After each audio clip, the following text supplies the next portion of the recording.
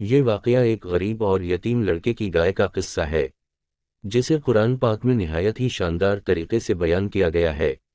قرآن پاک میں اسے سورۃ البقرہ، گائے والی سورہ کے نام پر رکھا گیا ہے۔ بنی اسرائیل میں ایک بہت ہی نیک سیرت اور صالح بزرگ گزرے تھے۔ ان کی اولاد میں ایک لڑکا تھا جو کہ ابھی بہت ہی چھوٹا تھا۔ اس بزرگ کے پاس کل ترکہ میں ایک ہی گائے کی بچھی تھی۔ ان بزرگ نے دنیا سے جانے سے پہلے اس بچھی کو پکڑا اور جنگل میں لے گیا اور جنگل میں ایک کر اس کو چھوڑ دیا۔ اے اللہ، میں اس وقت تک اپنی اس بچھی کو تیری امانت میں دیتا ہوں جب تک میرا نابالغ بچہ بالغ نہ ہو جائے۔ اور اس کے بعد ان کی وفات ہو گئی۔ دن گزرتے گئے، لڑکا بھی جوانی میں پنچ کر باپ کی طرح نیک سیرت اور ماں کا فرمانبردار بنا۔ اس جوان نے رات کو 3 حصوں میں تقسیم کیا ہوا تھا۔ رات کا پہلا حصہ ماں کی خدمت، درمیانی حصے سوتا اور رات کے آخری حصے میں عبادت کرتا۔ اور رات کی طرح اس نے اپنی کمائی کے بھی 3 حصوں میں تقسیم کر رکھی تھی۔ اس کی کمائی کا ذریعہ جنگل لکڑیاں کاٹنا اور انہیں بیچنا تھا۔ لکڑیوں کو بیچ کر 1/3 حصہ صدقہ، 1 حصہ اپنی ضرورت اور 1/3 حصے کو ماں کی خدمت کے لیے مختص کر رکھا تھا۔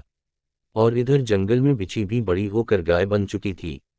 ایک دن جوان کی والدہ اپنے بیٹے سے اس بچھی کا ذکر کرتی ہے اور اسے اپنے والد کا پورا واقعہ سناتی ہے، اور کہتی ہے وہ بچھی اب میرے حساب سے جوان ہو چکی ہوگی، لہذا تم جنگل میں اس جگہ پر جاؤ جہاں تمہارے باپ نے اسے تمہارے لیے چھوڑا تھا، اور وہاں جا کر تم نے اس طرح اپنے پروردگار سے اس طرح دعا مانگنی ہے: اے حضرت ابراہیم واؤ حضرت اسماعیل واؤ حضرت اسحاق کے خدا، میرے رب، میرے باپ کی سونپی ہوئی امانت کو مجھے واپس سونپ دے۔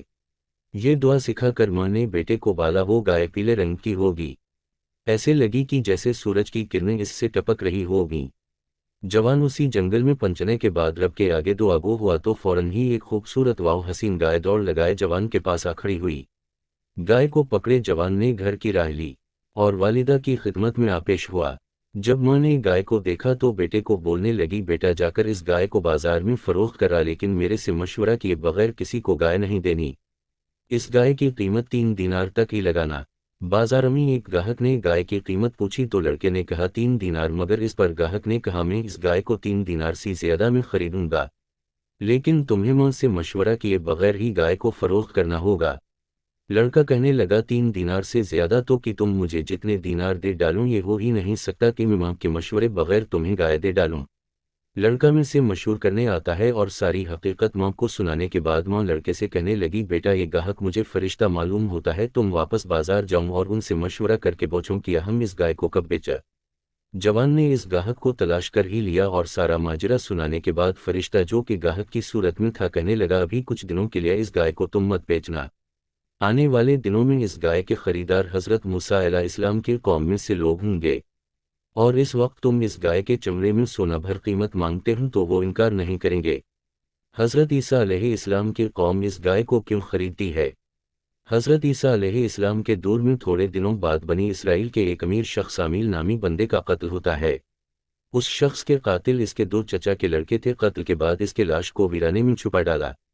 صبح اس بات کی خبر جب لوگوں تک پہنچی تو لوگوں نے قاتل کی تلاش شروع کر دی۔ چھان بین کرنے کے بعد لوگ ناکام ہو کر حضرت عیسیٰ علیہ السلام کی خدمت میں حاضر ہو جاتے ہیں اور اس بات کا فیصلہ کرنے کی درخواست کرتے ہیں۔ آپ نے فرمایا: تم لوگ ایک گائے کو ذبح کر کے اس کی زبان سے یا اس کی دم کی ہڈی سے لاش کو مارنا، تو زندہ ہو کر وہ خود ہی اپنے قتل کرنے والے کا نام بتا دے گا۔ یہ سنتے ہی بنی اسرائیل میں بحث شروع ہو گئی: اس گائے کا رنگ کیا ہوگا، سک عمر کیا ہوگی، وہ دیکھنے میں کیسی لگتی ہوگی، اس گائے کو تلاش کیسے کریں گے؟ گائے کی تلاش کرنے کے بعد آخر کار بنی اسرائیل کے لوگ اسی لڑکے کی گائے کے پاس پہنچ ہی جاتے ہیں اور لڑکے کی منہ مانگی رقم دے کر اس کی گائے کو خرید لیا۔ گائے ذبح ہوا، مقتول کی لاش کو ہڈی ماری، مقتول زندہ ہو کر بتاتا ہے کہ مجھے قتل کرنے والے میرے 2 چچا زاد بھائی ہیں، انہوں نے میرے مال متاع کے لیے مجھے قتل کیا۔ ان دونوں لڑکوں کو پکڑ کر وہی قتل کیا جاتا ہے اور ماں کے فرمانبردار بیٹے کو دولت سے مالا مال کر دیا جاتا ہے۔